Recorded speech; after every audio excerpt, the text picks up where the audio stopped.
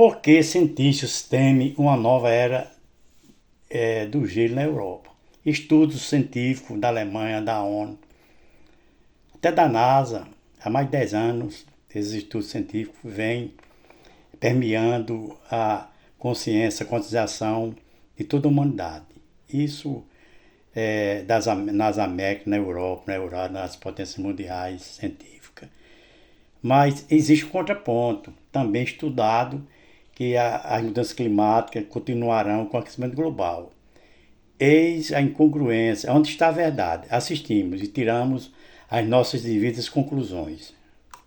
Diante de uma nova era do gelo, é o que muitos cientistas temem caso as projeções deste estudo se cumpram.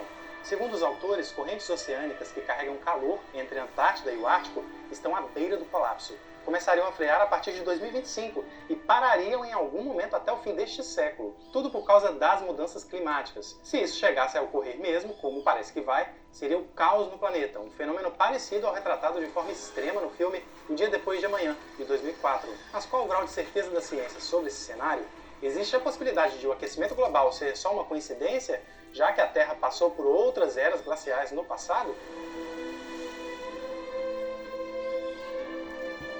A gente se acostumou a pensar a vida e o planeta de um jeito fragmentado, independente. Nós e a natureza, o norte e o sul, o ar e o mar. Esquece, no fundo, é tudo uma coisa só. Você vai entender melhor até o final deste vídeo. O que eu adianto é que o estudo da Nature é uma confirmação científica disso, e mais, de como a interferência humana na Terra está desequilibrando dinâmicas naturais e pode inclusive fazer uma corrente oceânica essencial para a distribuição de calor e frio entre os hemisférios colapsar a partir de 2025, com consequências dramáticas. Mas antes de detalharmos o conteúdo da pesquisa e as suspeitas de um futuro catastrófico, é importante compreender o mecanismo descrito pelos cientistas do estudo e por que ele é tão fundamental para o clima.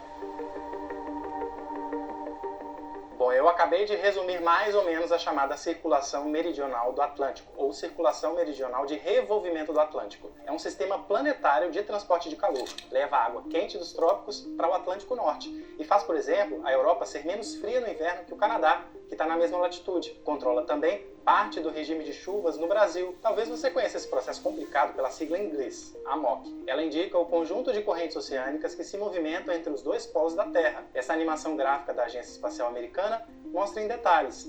A água aquecida nas áreas tropicais viaja para o Polo Norte e esfria na altura da Groenlândia. Depois, afunda porque fica mais densa e faz o caminho de volta pelo fundo do oceano, indo se juntar outra vez ao Polo Sul, onde o ciclo recomeça. Simples e complexo assim, como reforça o geólogo e professor do Instituto do Mar da Unifesp, Vinícius Ribal. Na verdade, é o único lugar do planeta que você tem a conexão do hemisfério sul com o hemisfério norte. O oceano consegue fazer essa conexão através desse conjunto de correntes. Então, ela é muito importante para distribuir calor ao redor do planeta.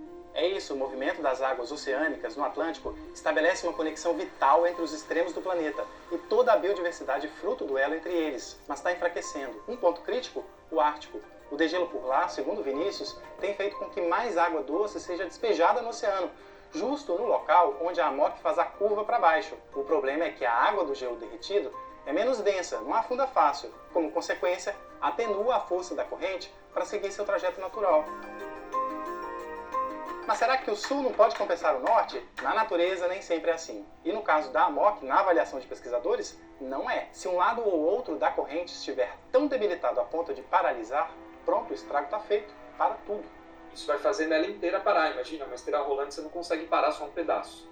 E aí se você para uma parte dela, ela para inteira. Até o momento nada drástico aconteceu, a AMOC não parou. Só que é como se a gente estivesse puxando o freio dessas correntes oceânicas. Como? Com as mudanças climáticas. Eu falei em degelo, não foi? Pois é, ele é consequência do aquecimento global provocado pela atividade humana, pela poluição atmosférica. Se puxarmos esse freio até o limite a ponto de parar a AMOC, como o estudo da Nature está dizendo que ocorreria entre 2025 e 2095, o futuro pode ser sombrio.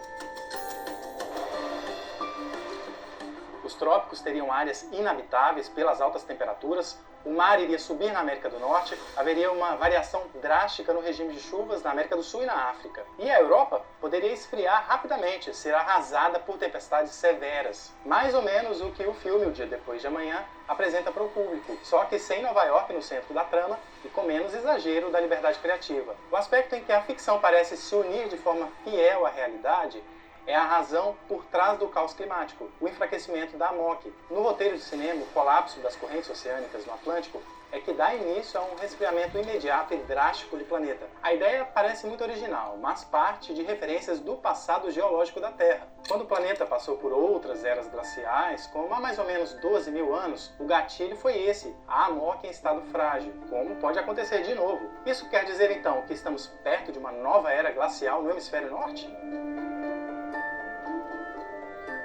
Para uma pergunta dessa amplitude, você pode imaginar, não existe resposta simples. No começo do vídeo eu falava, por exemplo, do grau de certeza a respeito dessas projeções. Os responsáveis pelo estudo da Nature dizem que é de 95% e que o ano mais provável para a AMOC parar é 2057. Eles se baseiam em cálculos da temperatura da superfície do Atlântico Norte de 1870 a 2020. E não só. Antes dos cientistas dinamarqueses que assinam essa pesquisa, este outro estudo publicado em 2021 havia alertado para o mesmo problema. A conclusão foi que as correntes vinham das décadas mais fracas em cerca de 1000 anos. Ou seja, a ameaça é reconhecida. Só está longe de ser um consenso que as correntes vão morrer em meados deste século. O próprio IPCC, painel intergovernamental para mudanças climáticas, não teria nenhuma previsão desse tipo. Mas assim, com bastante segurança, a gente pode afirmar que ela tinha um estado equilibrado, estável e que ela está declinando. O que sabemos com certeza é que as mudanças climáticas estão fazendo o gelo derreter, o mar esquentar de um jeito rápido demais, diferente do que alguns pesquisadores conhecem de outras eras glaciais. Por isso, inclusive, o argumento de que esse é um fenômeno que aconteceria independentemente da ação humana não é aceito pela comunidade científica, porque os modelos climáticos provam que o nosso modo de vida está aquecendo com mais rapidez a Terra, acelerando transformações da natureza, provocando algumas que talvez jamais acontecessem. A natureza é assim dinâmica, inconstante, mas isso não invalida a responsabilidade humana pelas tragédias do clima, nem pelo provável desligamento abrupto da AMOC, que aliás nem sempre existiu. Há mais ou menos 3, 4 milhões de anos, as Américas do Norte e Sul estavam terminando de se conectar ali na altura do Panamá. A dinâmica climática no planeta era diferente. A África, por exemplo, era coberta de florestas. Os continentes americanos se juntaram e tudo mudou. Adivinha por quê? Porque uma corrente marítima que passava por ali foi interrompida e forçou a evolução dos ancestrais do ser humano moderno. Aos poucos nos tornamos bípedes porque as florestas na África viraram savanas e as pessoas tiveram que vencer longas distâncias para encontrar comida. Eu estou dando esse exemplo para você ter uma ideia de como o fim de um fluxo de correntes oceânicas muda tudo. Muda o clima, muda o planeta. Quem contou essa história foi o próprio Vinícius. Lembrando que a diferença é que lá atrás o causador da mudança foi o movimento de placas tectônicas. Agora, a força geológica que pode acabar com correntes oceânicas tão importantes somos nós e a nossa contínua emissão de gases de efeito estufa. Depende muito do nosso compromisso com a redução de gases de efeito estufa, as medidas que a gente vai tomar e tem tomado para frear o aquecimento global. Então, na verdade, assim, não é algo que já é fato, né? É algo que pode mudar. Pois é, tá aí essas incongruências das teses climatológicas de todos os institutos ligados a fins, como a NASA, a ONU, o painel americano internacional de mudança climática, sobretudo a Agenda 21, lá em Paris, na França.